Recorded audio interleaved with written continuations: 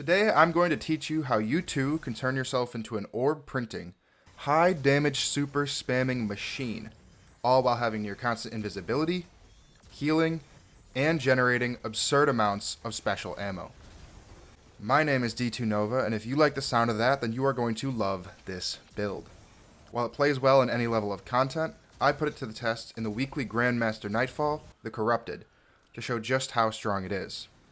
Let's see what my good friend Walter White has to say about the build.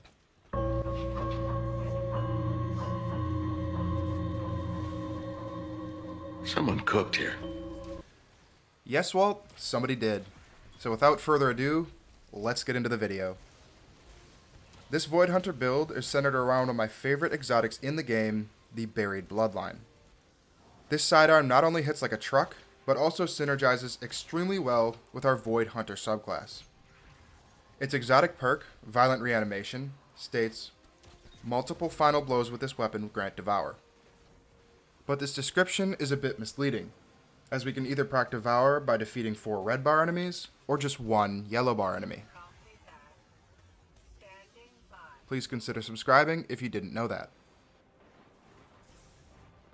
The Catalyst then takes it to a whole nother level, because while Devour is active, it grants it the ability to weaken a target just by damaging them with Buried Bloodline. When we pair this with the correct aspects and fragments, you'll see why the Catalyst is so important. For our super, we want Mobius Quiver, as it will give us both great ad clear and high single target damage. The other abilities are up to you, but I prefer Marksman Dodge for faster cooldowns. For our first aspect, we want Vanishing Step, as it grants us on-command invisibility just by dodging. Next up, we have our second aspect, Stylish Executioner, which grants us invisibility and true sight by defeating a weakened, suppressed, or volatile target. This will allow us to chain infinite invisibility by defeating targets with Buried Bloodline thanks to its catalyst. We then pair this with our first fragment, Echo of Harvest, which spawns an Orb of Power and a Void Breach just by defeating a weakened target. So now, as long as we have Devour active, we'll be granted invisibility, an Orb of Power, and a Void Breach just by defeating a target with Buried Bloodline.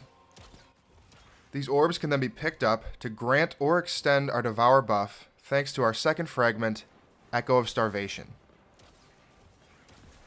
Next, we want Echo of Persistence, which extends the duration of our invisibility and Devour buffs by 50%.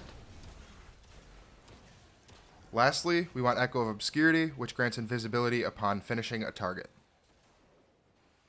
With these aspects and fragments, in tandem with Buried Bloodline, we now have multiple ways to proc both invisibility and Devour, and to generate a ton of orbs.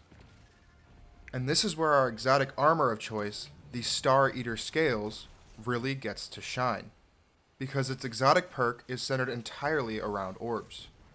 With it, you gain an additional 2% super energy per every orb of power collected. And when your super is fully charged, collecting additional orbs grants you the Feast of Light buff, which stacks up to 4 times. At max stacks, your super gains a whopping 70% damage buff, along with a host of other benefits shown on screen now. I tested the damage with and without Star Eaters against the Grasp of Avarice Ogre, and as you can see, it is a substantial difference. Ordinarily, I'd go from the helmet down with mods, but we'll start with the class item and legs because they're home to the most important mods of this build. Those are Special Finisher, Proximity Ward, Elemental Charge, and Stacks on Stacks.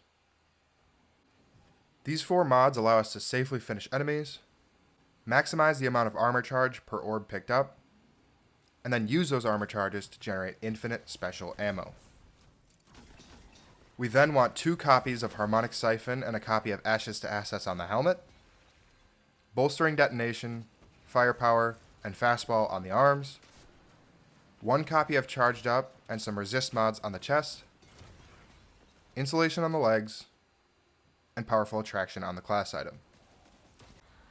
The gameplay loop is simple.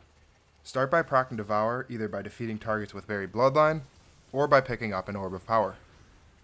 Once Devour is active, defeating targets with Buried Bloodline will spawn an Orb of Power, avoid breach, and grant us invisibility. Use your invisibility to pick those orbs up to charge your super faster thanks to the Star Eater scales, and hit finishers when you have 3 armor charge to generate special ammo for the whole fire team. Since you'll be getting your super so quickly, pop it as often as possible to feed your teammates orbs. Remember that at Feast of Light times 4, it will do 70% more damage. Continue this loop and watch everything melt in front of you. This build is a lot of fun and offers a ton of utility. Whether you're running GMs, dungeons, or raids, this build will hold its own in any level of content. As proof of that, I took it into a boss checkpoint of the Warlord's Ruin dungeon and put it to the test against my friend's Malfeasance Lucky Pants build. And as you can see, this build even managed to beat that out. I then took it into an LFG Crota boss checkpoint, and as you can see, this build once again proved its viability. Now of course we swapped around our heavy and replaced some leg mods with surges, but the build was only slightly tweaked to fit the needs of the activity. Overall, this is one of those builds that you truly can take into any activity in any level of content. Let me know what you think in the comments, and with that, my name is D2Nova. Thank you for watching and have an amazing rest of the day. Peace.